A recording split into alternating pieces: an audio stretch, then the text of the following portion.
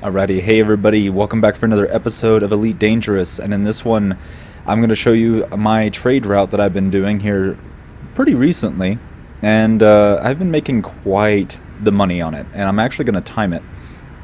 So, what I'm doing here is I am running gold, and I am running it not very far away actually, like 26 light years.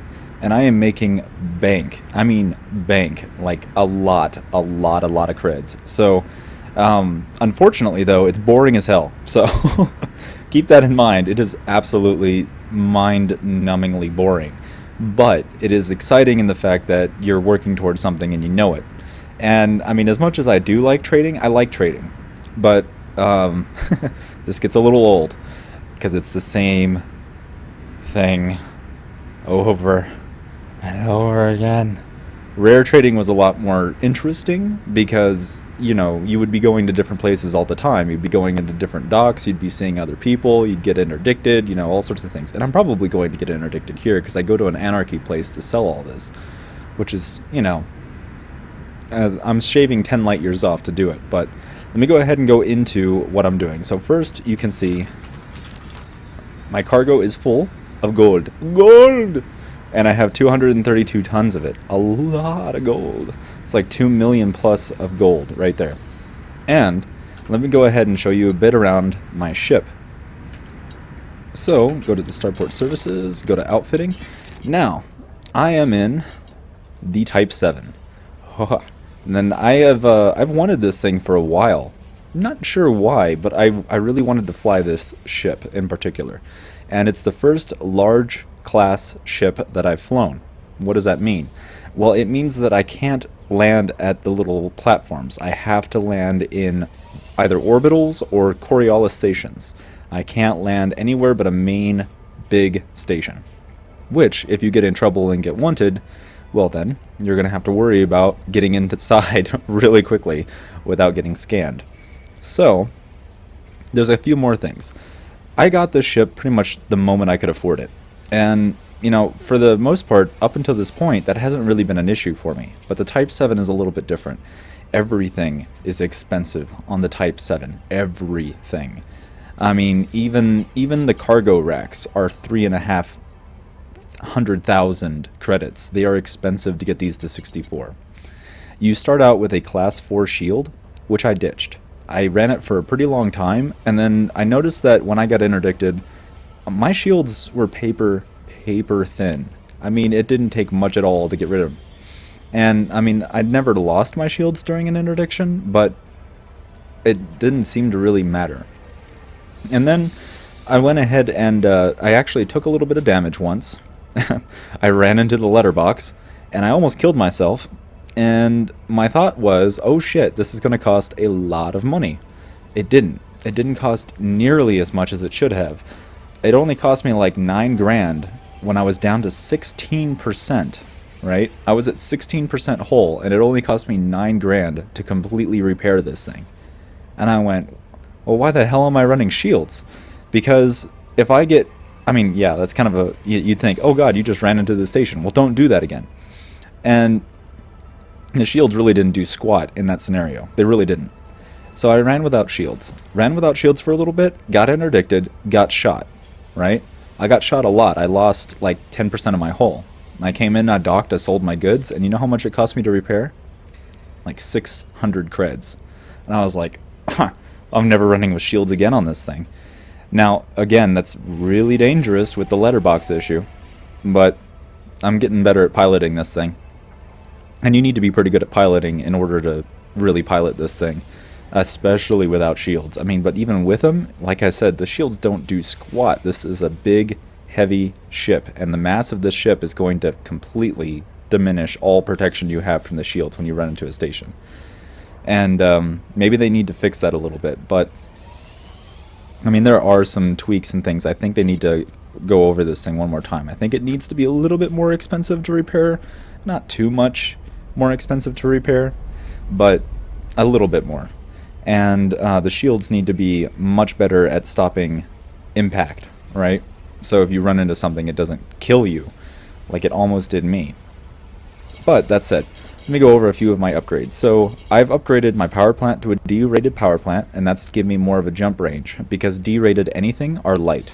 They're the lightest of the classes. So I got a D-rated power plant because I'm not using any power, because I have no weapons or shields. I don't need it. Thrusters, I also upgraded these to a D for, again, more jump range laden. Frameshift drive. Now I'm trying to get the best frameshift drive, but it's ridiculously expensive. So this is a B5, right? If I go down, they don't even have it here, but the A5 is like 5.5 million credits. What the hell? So, and this thing starts with like 8 laden jump range, so you're like stuck on doing half runs. So I mean, like, getting the ship, you know, your first priority you would think would be to max the cargo hold, right? No, it's not. Your first priority is actually to use the cargo that you have and get that frameshift drive somewhere where you can make a profit. And that proved to be pretty expensive. This thing was like 1.7 million for this guy. Life support, I haven't gotten to a place that has a D-rated life support yet, and I am going to upgrade that when that happens so I can get a little bit more, squeak a bit more out of my jump range. My power distributor, very important. So this is an A3, and that's so I can get away from people who are interdicting me and also speed up the time it takes to get in and out of a station by boosting. My sensors, D-rated, same thing. My fuel tank is the same way it came with, at a C rating. I could probably drop this down on the route that I'm taking, but I don't know, I kind of like having the comfort because I periodically forget to refuel because I'm not used to it. Cargo racks. These are all been maxed out, so as big as I can get in each one. I ran with a discovery scanner while I was in systems that I didn't know, just so I could know if there was any other places that I could go trade. And speaking of, let's go over the most important part of trading. There's a bit more I've been learning now that I'm doing regular trading, because both the first and second time that I've played this game through, I've been doing primarily, as far as trading goes, rare goods. And rare goods are really easy. They're really easy trading. There's not a lot of thought into it. You pick them up, you go 160 light years, you sell it. You're going to make a profit, right? But regular, oh, by the way, there's a sound music glitch here. Please excuse it. But anyway, whatever it is, okay, that's really annoying. Hold on. I'm going to go turn off the music really fast while I explain this.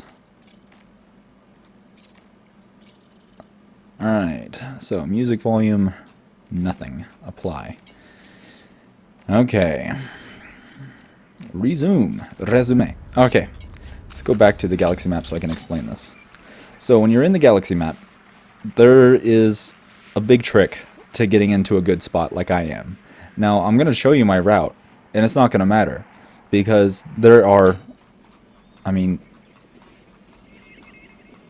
there's a lot of places to go. So you don't have to go to the same system I am to make money. You can do this anywhere. And if the market drops here, I'm just going to move to another system.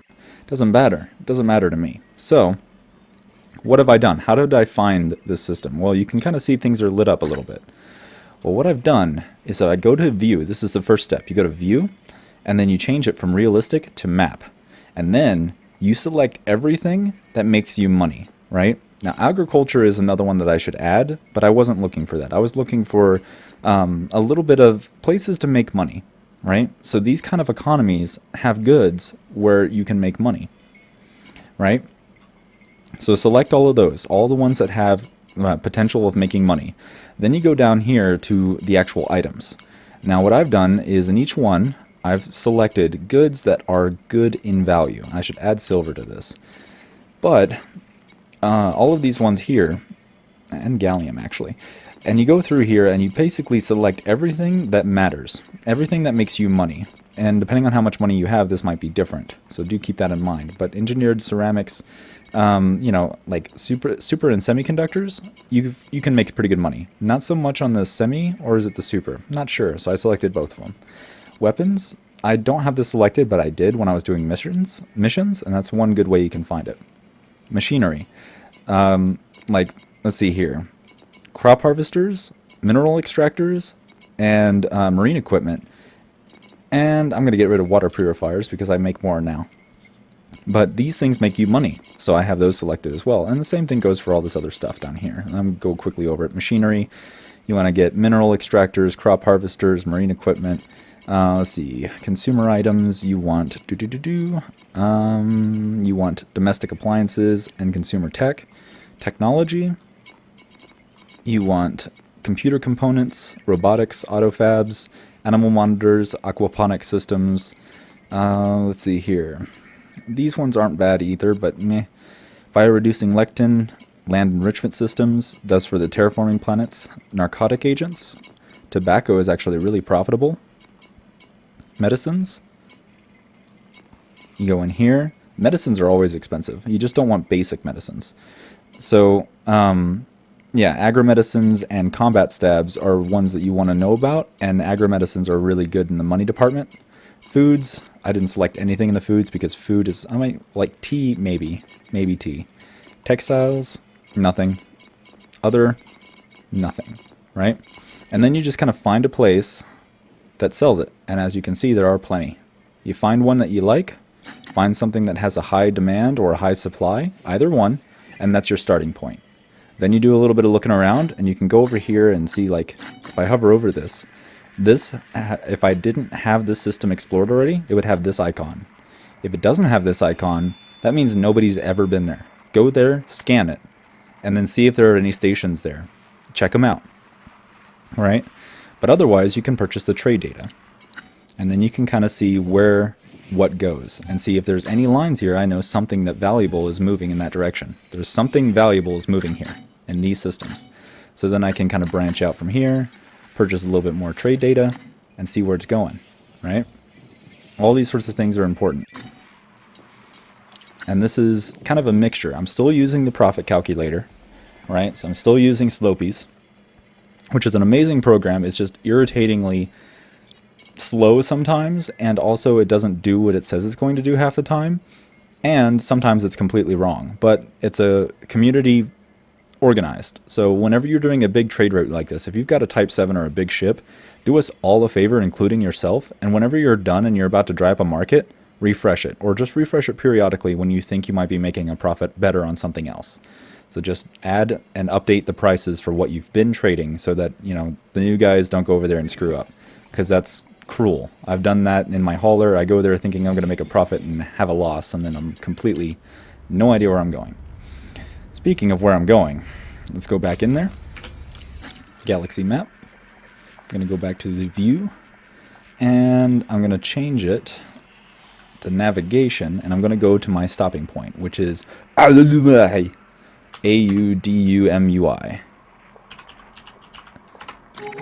Alright. See, look how it's all lit up too. But anyway, I'm going to plot my route, and it's only, 1, 2, 3 jumps away.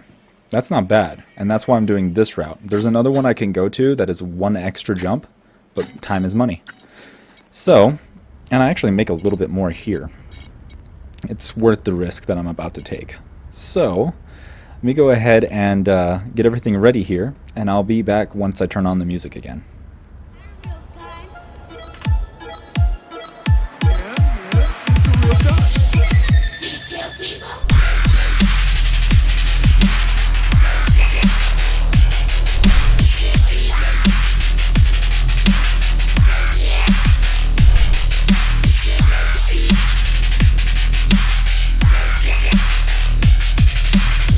Alright, now that we're back, let's go ahead and get out of here and let's go make some money.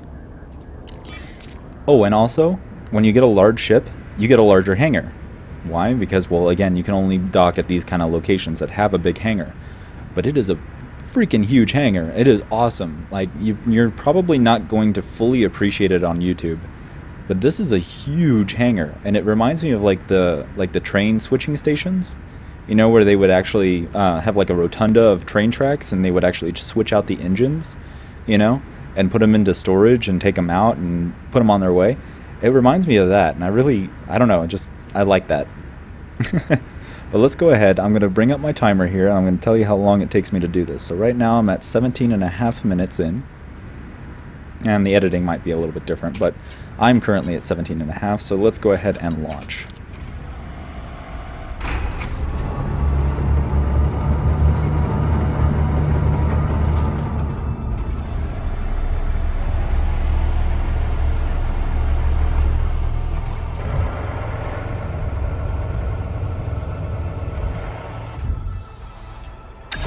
Landing gear. Ship released.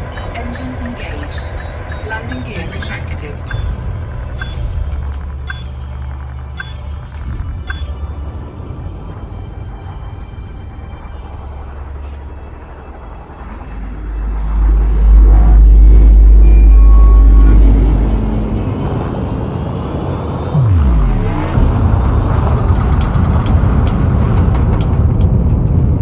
Now the thing about this ship is that it is actually more maneuverable laterally than vertically, right? So doing this is slower than doing that, at least when you're in the blue zone. Frameshift drive charging. And that takes some getting used to. And some people say that this ship is not maneuverable. It's actually very maneuverable. It's just maneuverable in a different way.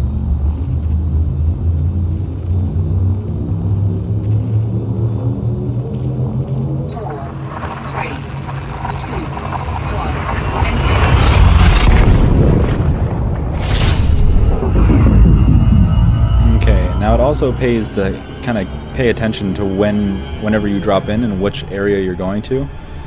The place I came from has a lot of planets though, so that's kind of hard, but I know the one by itself over here is where I need to go, so I can start heading that way while I lock onto it. Saves a little bit of time. Smith. And I'm probably going to get interdicted. I have almost, it's about a 20% interdiction.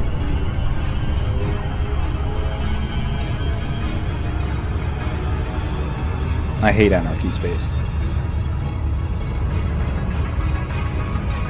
Another thing about interdictions, though, I found that if you're as fast as you can go, you're less likely to get them. It can still happen. And this thing cannot avoid an interdiction to save its life, by the way. So if you get interdicted, just prepare to run.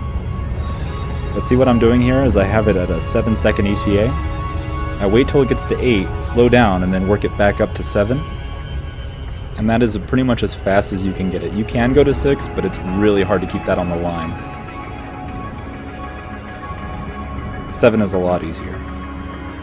8, if you're new, 8 is really easy to maintain. Oh, that guy's coming around to interdict me. That guy's definitely coming. Yep. Let's see if I can get out of this one. I wanted to get interdicted, though, because then I would have a baseline for how long it takes. Yeah, see, I cannot avoid an interdiction in this thing. And it would be a cobra, too. So immediately just go the opposite direction and boost. Whoa, that was weird. That was really weird. Okay. Now you die, victim. Haha, touché. So, flight assist off. I went ahead and made it to where I can free look, so I won't accidentally start turning in any direction. And I'm boosting forward, up, and kind of to the side at the same time, just every now and then. And that makes it really hard for him to catch up to me because I'm almost always going to be going them top speed. Flight assist will slow you down. Let's see how he hasn't even fired on me yet. Wait for that. There we go. Frameshift drive charging. And then just line up to where all the dust is going. Turn flight assist back on. You're good. Didn't even get shot at. Engage. And then right back to where you were. And that is how to avoid interdiction without shields. Or at least avoid dying, because you can't avoid an interdiction in a Type 7. I think I've done it once, and I don't know how I did it. Like, he spazzed out, and it was like, interdiction evaded. Okay.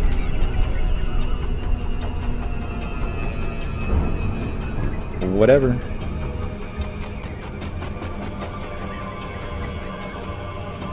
Anyway, back to 7. Kind of loop around here. If you can line yourself up towards the door, that's good. Do it. It makes it a little bit faster, and it doesn't take much time in Super Cruise. Saves you just a little bit. Again, time is money. So you don't want to take too long before you get interdicted again. I've gotten interdicted twice in a row doing this. Speed up a little while your bottom is in the blue. Kind of tap it. And then jump on out. No, it didn't work at all. Sometimes it does that. That's okay though. Get a nice look at the station.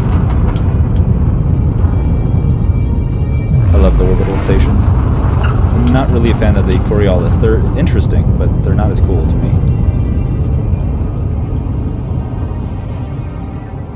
Thrust downward.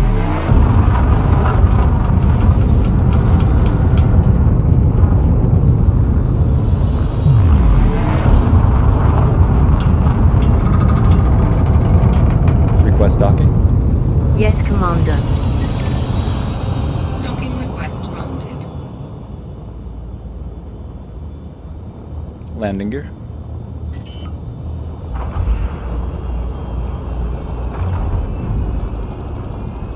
Landing gear deployed. Keep your cockpit low.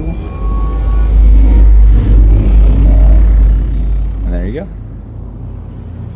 Speed entrance with no shields. In a Type 7. And another cool thing about a large ship, you know how in the small ships you have to like get in that perfect spot? Not in a big ship. See how I'm well above the landing pad? You remember how low I was in the letterbox? Docking It'll pull me down, Engines disengaged. which is quite nice. Alright, so Starport Services. I know exactly what I'm getting and what I'm selling. Again, I'll explain it in a bit. Repair, 127. Refuel. And commodities. And let's see here, sell my gold.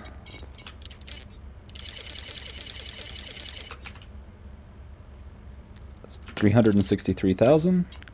And then I'm going to be buying domestic appliances, and I'm only going to be buying 200 of them.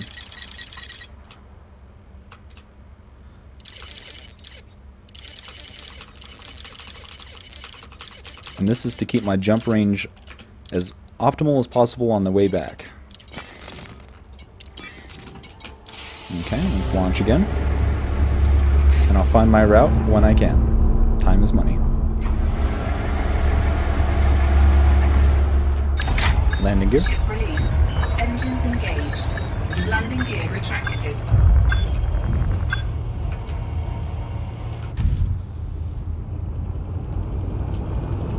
You don't want to go too fast out of here, because you can't see anything.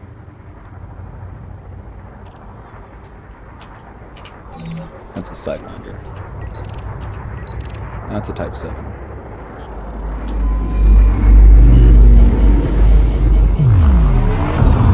Okay, I know it's out that way, because I've been doing this for a while, but let's go back. Okay. Junga.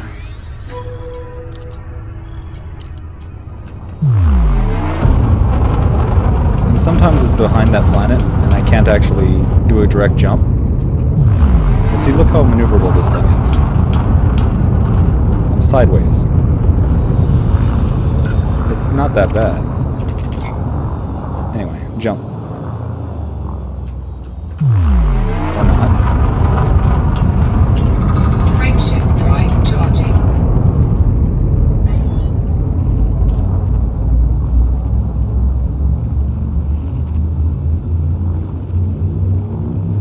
So let's see here. We're just over 28 now. 3, 2, 1. 17 and a Engage. Yeah, so about 11 minutes one way. So 360,000 credits one way in 11 minutes. That's pretty good.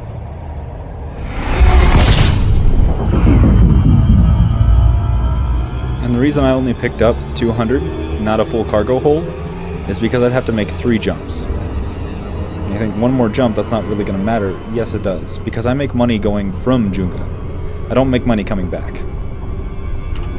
Frameshift drive charging. Don't make even close to the amount of money I do coming from Junga.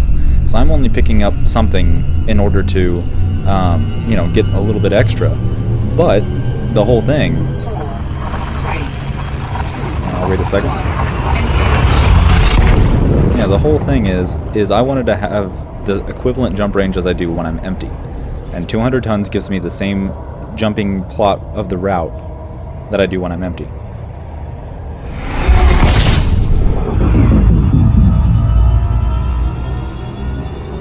Okay, I think it's over here. This one's kind of hard to tell. Go down here, Samos. kind of. I was close.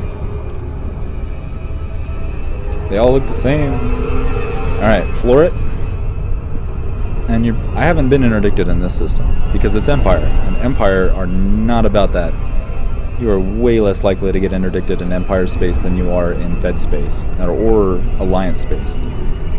Fed space is pretty safe. Oh, I wasn't paying attention. Arc up a little bit, until it's on the edge of my little compass there, and then bring it back. There you go. Keep it at 7. Head on in. Target it, find out where the door is, and boost towards it. Start thrusting downwards, and kind of make it like you're turning. You know, you have the apex in between the two of you. A little bit of an approach angle.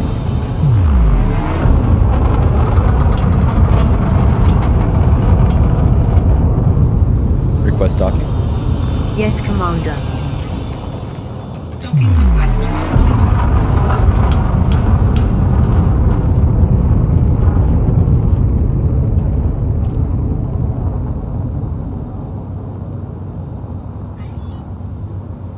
Landing gear.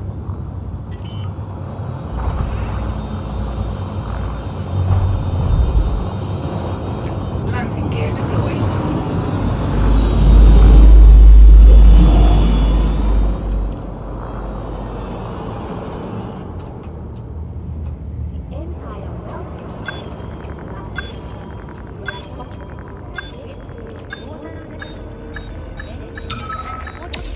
There you go. Successful.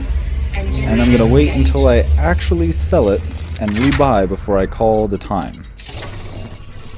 Because that's part of the trip. So, domestic appliances, sell those for about another 60k. Yep, 59.6. Alright, and then go down and buy me more gold! Full cargo bay, 232. There we go. Alrighty, and time at 33.22. So I'm going to go ahead and round that up to 33.33. So let's see here. So 6. So yeah, 26 minutes. 26 minutes, and I made about, what, 360, 420? Yeah. So 420,000 credits in 26 minutes. That's pretty awesome, actually. So yeah, that's 800 credits an hour plus. So probably around $1 million an hour. Actually, no, that's what? That's way off. Yeah. About yeah. I could do the math on it. I'm way too can't be bothered with it. So anyway, guys, that's a pretty good route. I hope you enjoyed this little demonstration of trading in a Type 7. If you do, leave a like, and I'll catch you guys next time. Peace.